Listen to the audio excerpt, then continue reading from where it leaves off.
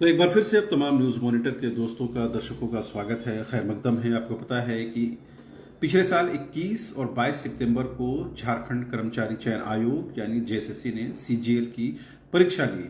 उस परीक्षा में कथित तौर पर धांधली की शिकायत दर्ज हुई, जिसके बाद ये मामला अब सीआईडी के जिम्मे है। सीआईडी की एसआईटी इस पूरे मामले की जांच कर रही है।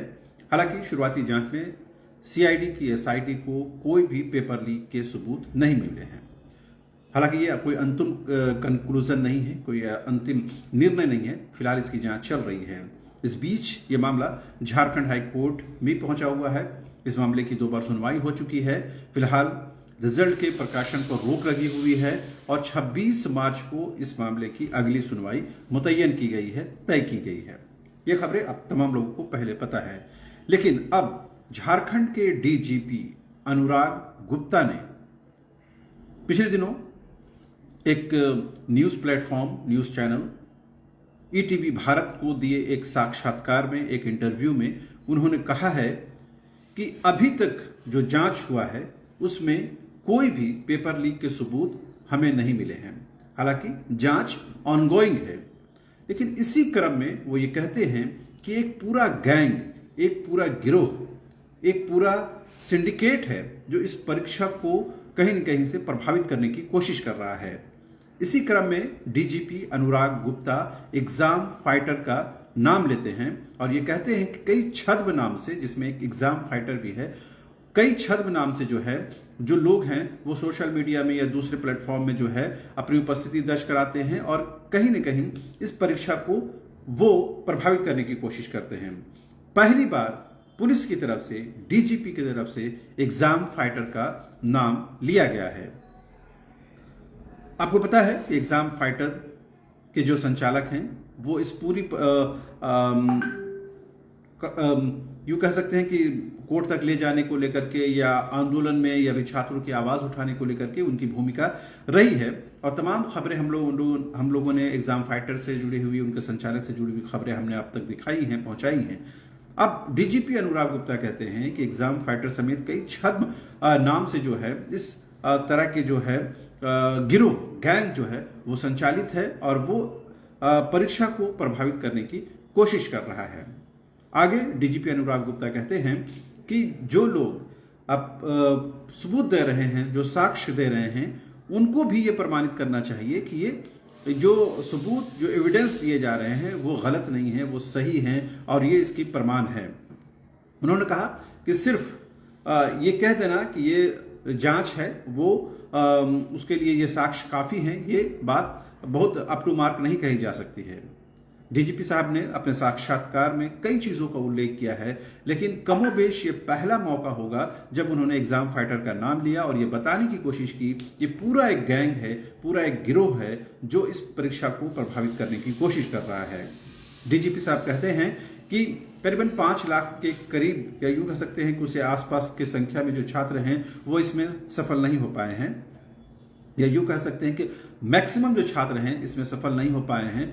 2031 जो छात्र हैं वो सफल हुए हैं, बाकी लोग इसमें डिस्क्वालीफाई हुए हैं। लिहाजा उनकी बड़ी संख्या है जो डिस्क्वालीफाई हुए हैं। वो ये चाहते हैं कि दोबारा परीक्षा हो, और जो क्वालिफाई हुए हैं, जो बड़ी मेहनत और मशक्कत से पास हुए हैं, वो चाहते हैं कि इस परीक्षा को आगे बढ़ाया जाए, इसका रिजल्ट का प्रकाशन किया जाए।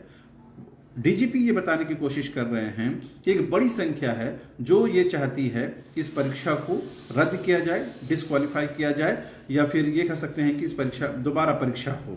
लेकिन चूंकि इस मामले की जांच फिलहाल चल रही है और कोई अंतिम कंक्लूजन नहीं मिला है, लिहाजा इस पर अभी कुछ भी अंतिम तौर पर कहना मुनासिब नहीं है। और चूंकि यह मामला वैसे भी हाईकोर्ट में विचाराधीन है, इसको लेकर भी कहीं न कहीं कोर्ट का पूरा सम्मान होना चाहिए।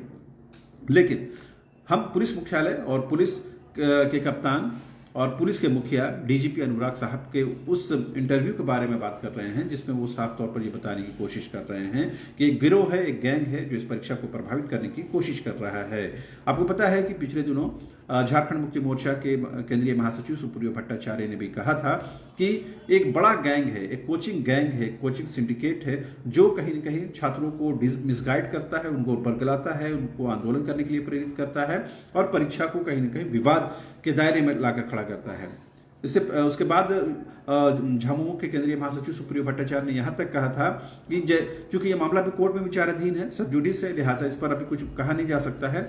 लेकिन जैसे ही कोर्ट से ये मामला बाहर आता है, उन्होंने कहा कि हम तमाम तथ्यों के साथ ये साबित करेंगे कि किस तरह से कोचिंग गैंग के जो लोग हैं वो कहीं ना कहीं परीक्षा को डिरेल करने की कोशिश कर रहे थे और परीक्षा को प्रभावित करने की कोशिश कर रहे थे। तो झारखंड मुक्ति मोर्चा भी ये मानती है कि कोचिंग गैंग है, एक सिंडिकेट है, एक गिरोह है जो परीक्षा को प्रभावित करने की कोशिश कर रहा है। अब डीजीपी अनुराग गुप्ता भी ये बताने की कोशिश कर रहे हैं कि एक गैंग है, एक गिरोह है, एक सिंडिकेट है जो कहीं ना कहीं परीक्षा को प्रभावित करना चाहता है, अपने मनमाफिक करना चाहता है और कहीं ना कहीं इस परीक्षा को विवादित बनाना चाहता है। डीजीपी साहब ने कहा कि अभी तक इस परीक्षा की जांच में सीआईडी के एसआईटी को कोई भी पेपर लीक के सबूत नहीं मिले हैं। ऐसे में आगे ये इन्वेस्टिगेशन कहां तक पहुंचता है, उसमें क्या कुछ कंक्लूजन निकलता है, वो देखना दिलचस्प होगा। लेकिन हमारी सिर्फ यही कहने की कोशिश थी कि डीजीपी साहब ने पहली बार किसी ऑनलाइन ऑफलाइन प्लेटफॉर्म में चलने वाली कोचिंग का नाम लिया और ये बताने की कोशिश की कि एक गिरोह, एक गैंग है जो इस परीक्षा को प्रभावित करने की कोशिश करता है। बहरहाल हमें 26 मार्च तक का इंतजार करना चाहिए। कोर्ट का क्या कोई डिसीजन आता है उसका इंतजार करना चाहिए। उससे पहले सीआईडी की एसआईटी जो जांच कर रही है वो अपनी रिपोर्ट में कोर्ट को क्या कुछ बताती है उसका जांच के रिपोर्ट का इंतजार करना चाहिए। चूंकि छात्रों की बड़ी संख्या है जो इस परीक्षा को दोबारा कराने की मांग करता है, उनकी भावनाओं की भी कद्र होनी चाहिए।